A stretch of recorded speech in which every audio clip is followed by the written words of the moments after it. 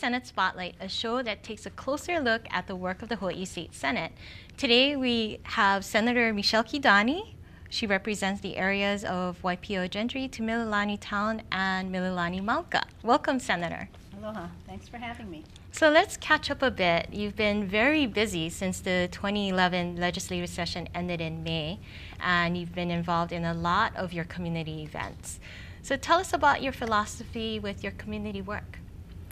Well, during session we get really busy with the bills and our committees, and during the interim it's a good time to play catch up. And although all year round I go to activities, I do many more activities during the interim. For instance, I regularly attend all the neighborhood boards in my district, and I have 3. Mililani Mauka, Lower Mililani, as well as the Waipahu Neighborhood Board.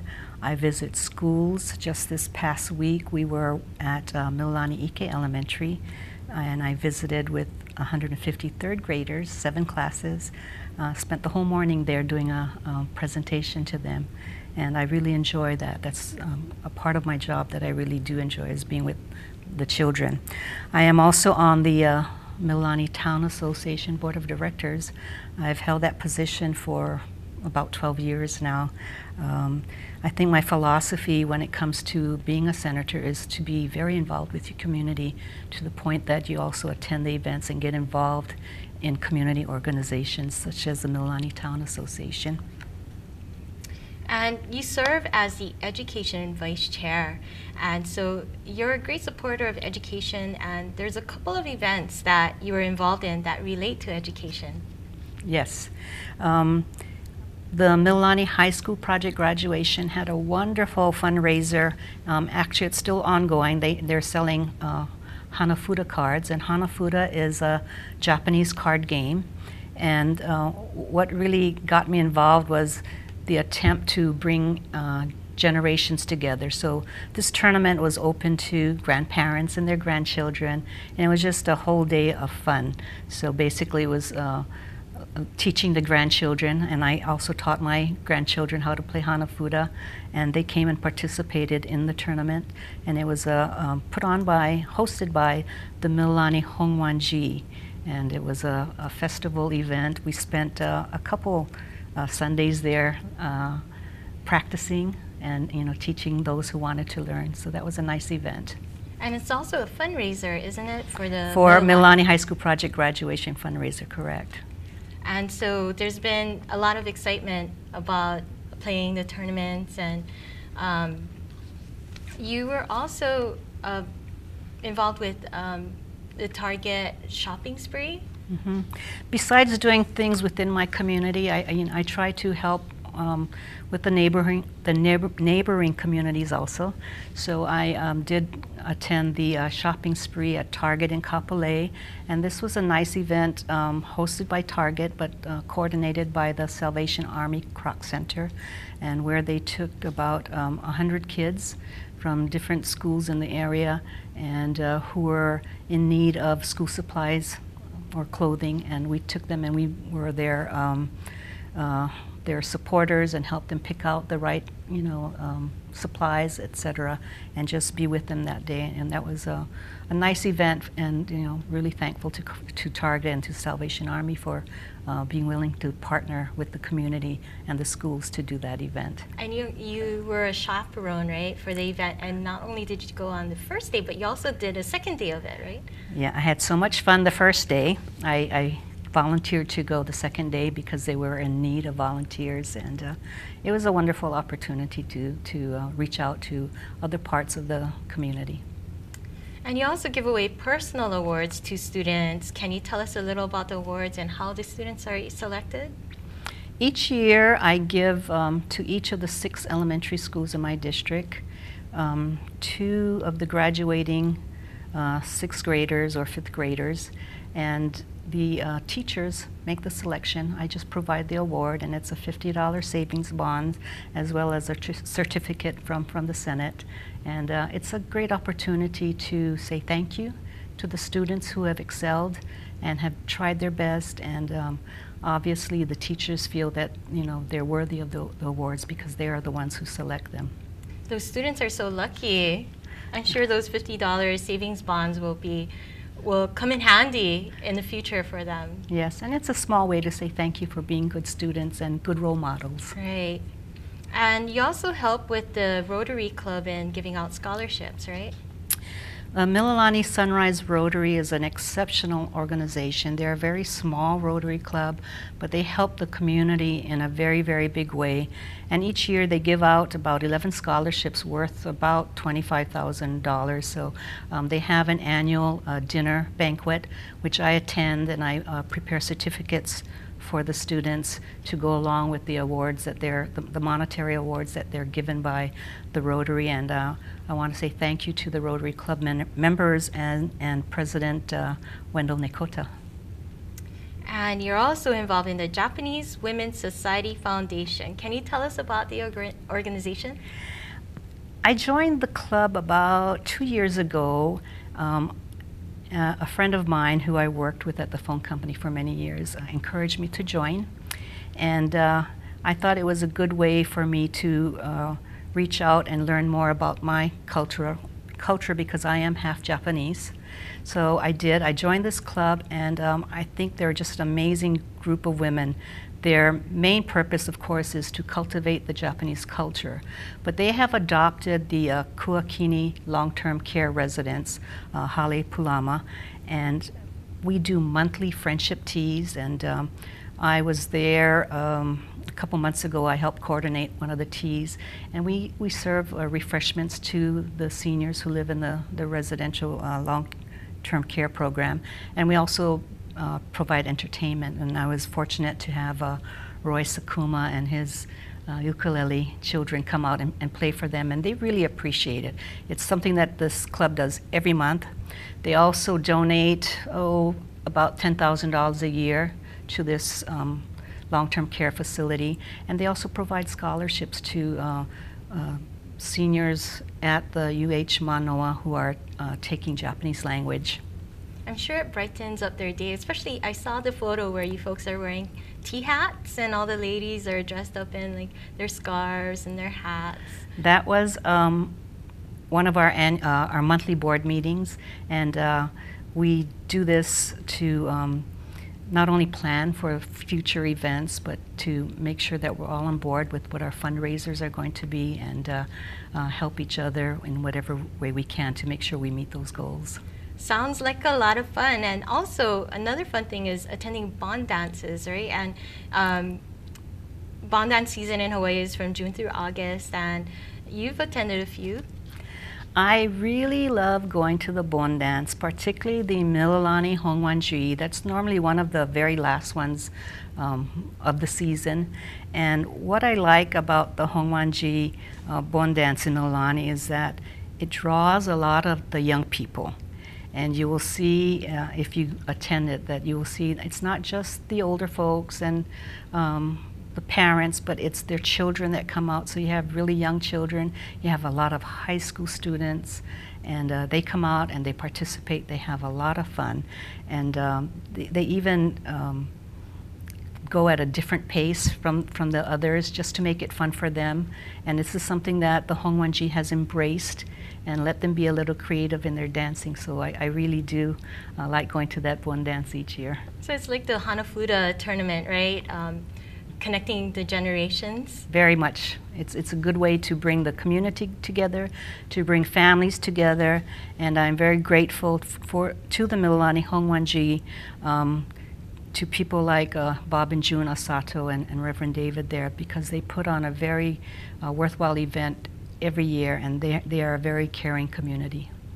And the military members are important to us, right? And recently you helped a Mililani native mark a milestone in his career as a colonel. Yes, that would be Colonel Braden Mongo Sakai. He was recently commissioned as the new wing commander for Hickam Air Force Base. He was born and raised in the islands, grew up in Mililani. His parents also still live there. His father happens to be my first cousin, so it's a family thing, and I was very proud of him that I could be part of that celebration this past July. Oh, chicken skin. And you also helped the military celebrate 4th of July. I did. Schofield puts on a very, very nice 4th of July event each year. And it's really nice because they don't just invite the surrounding community, and many of us go because, not just because we're elected officials, but I used to attend as part of the Mililani Neighborhood Board when I was on the board. And many board members go out and help recognize the military community, because they're also very close geographically and as a community to our military in the Schofield-Wheeler area. And it's a nice way to recognize them and to have a nice free event for the military who are stationed here. And it's something that the community in Mililani looks forward to each year. And there's a pretty spectacular fireworks show too, right? Very, very much so. There's a picture that you may have that shows General Gary Hara, who is with the National Guard, with his wife Diane. General Hara is also a Mililani resident, longtime Mililani resident, and his wife Diane also happens to be an employee of Mililani Town Association, but they're very active in the military community, so it's a good time to get together with friends and neighbors. And speaking of events, the first Eat the Street event in Mililani was held for the first time recently, and it was quite a success. It actually was an outstanding event and more successful than we had even thought. It was probably too successful because it was a little bit of chaos. There were probably, the estimates at first were 6,000, but we're thinking it's closer to 8,000 or 9,000 now. We had 31 vendors, and many of the vendors are those who participate in the Kaka'ako Eat the Street, which is an activity where all the lunch wagons come out, the food vendors, and many of them ran out of food very early. The event was supposed to be from 2 o'clock to 7 o'clock, and when I got there at 2 o'clock, it was sponsored by the Mililani Town Association, so that's why I participated. But when I got there at 2 o'clock, the parking lot was all full. There were long lines already at the lunch wagons, so it was a very, very successful event, so successful that we are going to do this again. So for you who have participated and liked it, we're going to do it again on March 17th. Please come down and join us. And we are going to try to be a little bit more efficient and use the Mililani Ike parking lot as well as a site for the vendors, and try and close off the street in that area so we have a place for a stage, etc. So hopefully, there are growing pains when you do such an event, but Mililani Town Association has been trying to do more community events, particularly in this down economy, and we want the residents of Mililani to take advantage of their recreation centers, etc. It was such a good event because it's an event that people on that side of the island can go to instead of driving all the way into town to Kaka'ako. And food is always a good draw, right? It is. It is. And March 17th, so March we should mark our 17th, I calendar. believe that's St. Patrick's Day. Oh, so easy to remember. Yeah, a good time, and hopefully we'll be as successful and hopefully to put on a better event this time. Right, and so Hawaii was the host for the state, for the Council of State Governments West Conference in August, and legislators from 13 states took part in the conference. And can you tell us about the conference and what kind of topics were discussed? It was really nice to host this event here, and a lot of times organizations shy away from coming to Hawaii because we're looked at, I guess much like Las Vegas, that you're only going there to play. But I can tell you, because I attended all the meetings, etc. It started on Friday and it ended on Tuesday.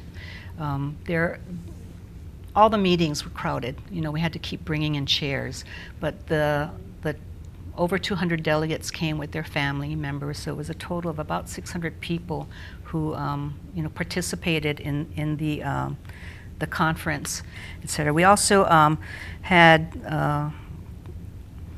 like keys to political communication as part of the training. We also had legislator training that the Council of State Government puts on for many of its legislators, whether they're new legislators or our legislators who have been around for a while, there are always topics that you'll find are of interest because, you know, things do change. I know one of the meetings that was well attended was solar energy and education issues. It was a good event for sharing ideas with other states and what they're doing. Correct. And for some of us, we think rather than, you know, looking for new ways to do things, let's look at some of what has worked well in other states. And particularly when it comes to education, you know, Hawaii is the only state in the nation that has a state system of education. All the other states do it at the county level.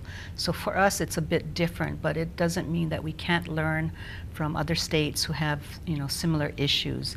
And just like Hawaii is a good place to look at using alternative energy resources because we're surrounded by water, we have our geothermal, wind, and of course the sun. Mm-hmm. So these were good topics for us to participate in. Mm-hmm. And along with serving as Vice Chair of Education, you also serve as Vice Chair for the Ways and Means Committee. And so during the interim, when this is when visits for capital improvement projects are conducted, can you walk us through the process a little bit of how this is done? Capital improvement programs, or CIPs as we call them, basically is programs that we need, whether they're new buildings or major renovations, and this would be your schools, your hospitals, the universities, community colleges.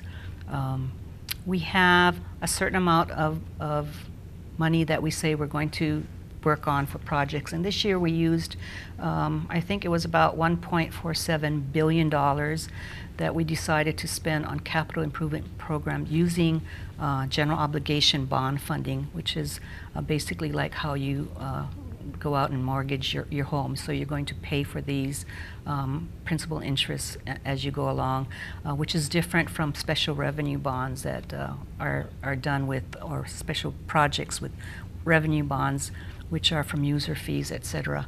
So we were able to, you know, give money to a lot of the community colleges that needed some renovations, major projects.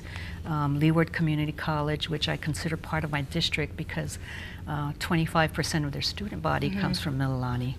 And we gave them funding to do a new teachers training facility, a building at the end of their campus. We last year did about $40 million for West Oahu College, and also that one is heavily attended by Mililani and students that come from Senate District 17. And this year we gave them a little bit more money to do the photovoltaic on some of their buildings to help with some energy issues, to make sure that we try and take care of our environment as best we can by making use of different resources, alternative energy resources. So as the Vice Chair of the Ways and Means Committee, I was in charge of all the capital improvement programs, and in trying to be fair to all the senators and make sure you know, particular things of interest and priority were funded, I did meet with all the senators, even visited some of the sites of the projects that they wanted done. And for instance, there was a project that was very high on the DOE's list. It was the funding for the new Kapolei Elementary School, which was $40 million, and it was shovel ready. So it was important to make sure that that project got done, because all the families that have moved into West Oahu, you know, need a place to send their children. So it was important for me, even though that was not my district, I have to look at it as all the senators statewide to make sure that they get important projects funded for their district. And an important project in your district is the Waiahole irrigation system. The Waiahole is one of several irrigation and ditch projects that we had this year. And I want to say that we probably spent between 15 and 20 million just this year that we funded. And in years to come, we'll be funding more. But the Waiahole ditch, many people don't know, this is a major irrigation ditch for the state. It runs from the Ko'olaus through Mililani. It helps the Mililani Ag Park, which is about 500 acres of farmland in Lower Mililani. And from there it goes downward towards Cunha, where it helps the farmers there. And Monsanto is one of the end users, Pioneer, Syngenta, all of these companies. So it was very important for them to make sure that the project was funded. And these are pipes that are getting close to 75, 80 years old, and if we don't fix them, if they break or rupture, our farmers will be left high and dry. Sorry to give you the pun, but basically that's what's going to happen. So that was very important for them, and it's just a step in other projects for Waihole that will come in the future. So I was very, very glad that we were able to help them with this project. And in fact, what was interesting, we did go on a tour for the Monsanto in Cunha. And one of the things that was of interest to me was they have the Honouliuli internment campus on part of Monsanto's property. And very interesting, I think one of the slides that you'll be seeing is a structure from the original Honouliuli internment camp. And Monsanto wants to give this parcel of land, the campsite, the internment campsite, to the National Park Service. So they're working with the National Park Service to preserve the site. You know, it's a historic site, and something that I commend Monsanto, and I'm hoping that they can work this out with the National Park Service. It'll be important to see for future generations to look back and learn about the history of the whole area. That's correct. Right. It's something that I think many of us didn't know existed. I certainly was surprised, and I was very eager to see it. And so Monsanto, when they took us on a tour, some of the senators asked if we could see that site, and they did take us down to it. So it is an important site in Hawaii's history, and looking forward to making sure that that's preserved. And then Kanoilani Elementary and Mililani Middle School, some money was appropriated to the schools. What kind of projects are being done there? Kanoilani, actually, just about all the schools in my Senate district. I have 6 elementary schools, a high school, and a middle school. And Kanoilani is in Waipio Gentry, and they were in need of major electrical upgrading. And this is something that the DOE is doing statewide to a lot of the schools. You know, many of our schools are, 30, 40, 50 years old. And if you think back in those times, they were never geared for the type of computer use that we have, where you have laptops in every room, or labs with computers in them. And so this is very hard on the school's electrical system, and a lot of times they're blowing fuses or they're having outages because the electricity capacity is not there. So this is one of the things that we're doing statewide. Kanoilani happens to fall in this year's funding, so they will be getting that electrical upgrade. And along with that, there will also be network upgrades for many of the schools too. So it's kind of a partnership. They need to do hand in hand, electrical and network upgrading. To get that internet speed going, right? That's right. No good to have the electrical outlets for the computers when you don't have access to the network. Right. And Mililani High School is going to be seeing some much needed improvements as well, right? Yes. In the John Kawinana Stadium, it's highly used, this football field, and they use it as a soccer field. They hold many events, not just for the community, but for the different high schools that happens to be the place where they all gather for their soccer tournaments. So it's seen a lot of wear and tear, and Mililani High School has been fighting for some time to get this project off the ground, and we were able to provide the funding. They did have funding in previous years, but it was not quite enough. The turf that they're going to lay down is quite expensive. So we had to beef up the funding, but we were able to get the funding, and the project will probably be starting later this year after football season, and probably be completed by the next season, probably. Yeah, but probably in the first quarter, at the end of the first quarter or beginning of the second quarter of next fiscal year. And you also visited the UH School of Medicine Cancer Center. Can you tell us a little about the world-class facility being built in Kaka'ako? Actually, I don't know much of the details. I do know that it's a highly prized school to have and a research center to have.